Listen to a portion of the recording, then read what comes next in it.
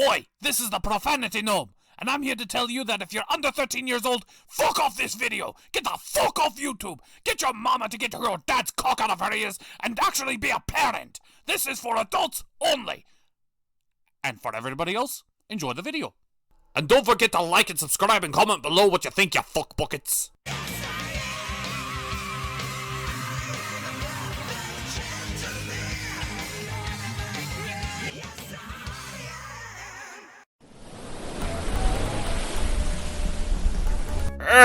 Finally! And I've had enough with these fandoms where there's just hidden meanings and everything and all the subtext. Finally, a fandom that's just straightforward. There's a monster. It's really tough. Let's go kill it. Yeah, but we're not here to make fun or review this time. We're only here to get contracts and promotions. And technically, we're not even going to the Dragon Ball Z fandom. Instead, we're going to an offshore fandom. Something that's connected by, I don't know, a bridge maybe? Like that. That is one big abridged. Yep, a big bridged. So what's the difference between this fandom and the fandom that's across the abridged? It's essentially just a redubbing of the same stuff from a bunch of guys who call themselves Team 5-star maybe? Or Team 3-star. I don't know. I just hope that gent knows exactly what he's doing. Remember your lines and all your points, and hold yourself high with confidence, strength, and purpose. And don't forget to make them believe that you're the one doing them a favor by gracing them with your presence. Right, I can do this, I can do this, I can do this, I can do this. If you think things are getting too tough, remember this. You are a Warner brother. Remind yourself and remind him of that. Yes, this is Animaniacs 2020, Episode 7. The episode begins with the Warners on the Oriental Express. Oh, it's going to be one of those episodes. I think they already did this one in the original series. I don't know, I'm going to have to look back on that. Any rate, they play a team of detectives. And we see a really, really fat and ugly woman who is a disturbance to the rest of the passengers because of her poodle, who is a untrained wild mess of a dog. The train director says he better get that dog under control, otherwise there's going to be something bad happening. So later that night, the Warners are trying to sleep, but they can't because of the dog's barking. Yakko confronts the dog owner, but they pretty much tell him to fuck off. And so we get the very, very rare occurrence of Yakko not being in complete control of the situation. You might take this for granted, but those situations are very, very rare. Anyway, the next day comes around and Yakko's enjoying his breakfast, when all of a sudden, the train director comes around and says the dog has been murdered. Actually, no. Actually, the dog has just been kidnapped. And now, everyone's a suspect. And by everyone, I mean the 5 people that have been shown in the episode. I think we can all predict where this is going, but let's enjoy the ride. They make a reboot reference, and then they go on detective work. They begin tracing the cabin for clues, when they find a handkerchief with chloroform on it, belonging to Dot. So is Dot the one who kidnapped? Nope, she lost the handkerchief after performing magic tricks for a moose. So it couldn't have been her. But wait, Wakko was seen disappearing in the night. Could he be the one? No, he just went to take a bubble bath. And he has proof of this because everybody was watching him do it. Why were they just waiting in line in front of a punch? Never mind. So it couldn't have been Yakko, or Wakko, or could it have been Yakko? For as it turns out, he has a piece of dog hair on himself. And so, Yakko begins the interrogation of himself, and then begins to violently beat up himself. And the other Warners eventually join in on this, and, well, they're back to square one. Yakko didn't do it, Wakko didn't do it, Dot didn't do it, so who could it be? So they decide to tear the room apart until they find a letter. A letter that shows where the dog is located, as well as who did it. And so after finding the dog, the man reveals himself as the train conductor did it. He was the one to kidnap the dog, who was going to sell the dog and get lots of money. So they punish him by turning the dog loose on him, let the dog beat him up, and that's that. They turn the dog back over to her rightful owner and they grossly kiss, and that's the episode. Kind of predictable. I mean, there was only 5 characters and it wasn't going to be the Warners, though it would have been a nice twist. Wow, this gym is great! I haven't had this much of a good workout in a while! We should get one of these gyms for the ship! Totally! I mean, I've been worried I was getting a little chubby around the waist. This will be great for those fat folks! I've broken every bone in my body! Ah, suck it up. Yeah, it's only 150 Gs. Alright, class! We're going to take a quick 5-minute sensu and water break. But when we return, we will be doing a light jogging in 300 times gravity! No! Every moment I live is agony! A bunch of steroid jocks in a gym? Pass. Psst, psst. Hey you. What? Who's there? Surfer, I need to talk to you, quietly. It'll be a problem if somebody sees me here right now. Look, I'm not really a fan of this whole cliche of you hiding your face and all this, so why don't you just reveal yourself before I have to walk away and Okay, what the fuck Freaky Friday shit is this? I'm you, but from several years in the future. What happened to our arm? That's not important. I beg to disagree. Look, I haven't got much time. Here, take this binder. It's filled with an exact plot and details of everything that should transpire in the next few years. I use a certain spell from My Little Pony fandom in order to travel back and forward through time, and I eventually mapped out a timeline of events that, no matter what, as long as you follow this binder, will put you on top. The gents will give you the ultimate betrayal today, but as long as you follow the exact events of that binder forward, then you, no matter what, will win in the end. Good luck! A slim fit bad boy. Now that's more my speed. The second part of the episode is the Warners again. Oh, that's a twist. It's definitely a twist. Usually goes Warner's Pinky, Warner's Brain, Warner's Pinky and the Brain.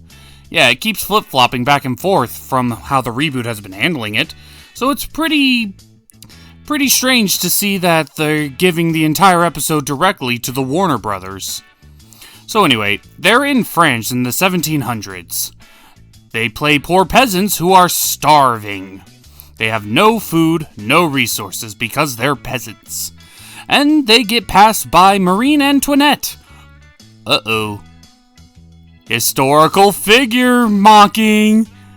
Well, she's busy eating cake, but drops a slice. The Warners, looking upon a piece of cake as if they've never seen it before, because this probably haven't seen it before, they eat it and they're addicted. So they decide to pose as royal guards and servants in order to get access to Marie Antoinette's palace.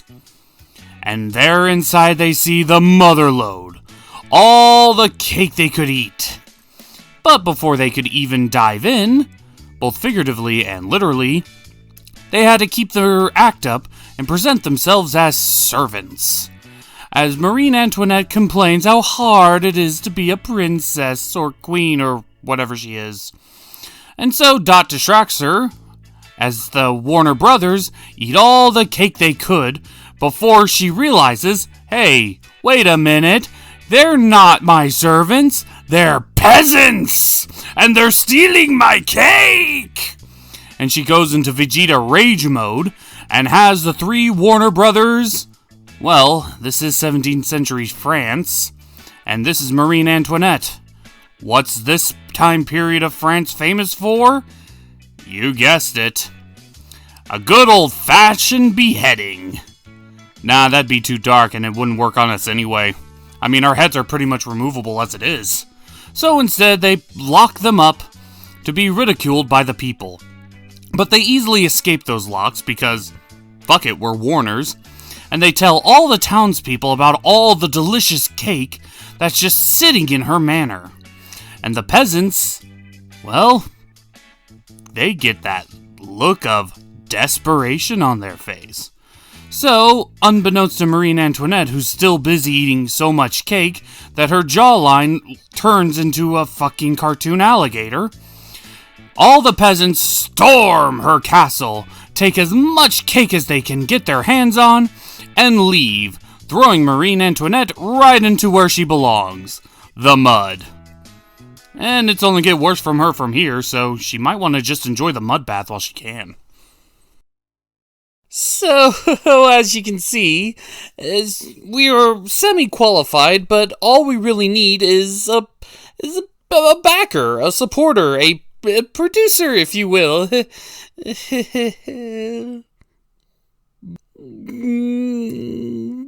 Remember, you are a Warner. Use your name. I'm also the youngest sibling of the Warner brothers from the Animaniacs. Well, you had my curiosity, but now you have my interests. Go on, seduce me. I'm sorry, what? Seduce me! So, come here often? Well, we end our episode with a rap tribute. Huh, that's odd. Well, the Warners are working on a new style of bed, a catapult bed, and they launched themselves into a studio. But not just any studio, they launched themselves into a recording studio. A music video, to be precise, as from the looks of it, some weird rapper is recording his next album and next music video cover. But all of his lyrics are essentially boasting about how great he is and how egotistical he is, and just how much better he is than everybody else. He even claims to be better than Shakespeare. But when Shakespeare gets dissed, Yakko gets pissed. And the guy says, "What you gonna do about it?" And Yakko does the one thing I never thought I wanted to see until now. Yakko gets into a rap battle with some random rapper. Oh, this is beautiful.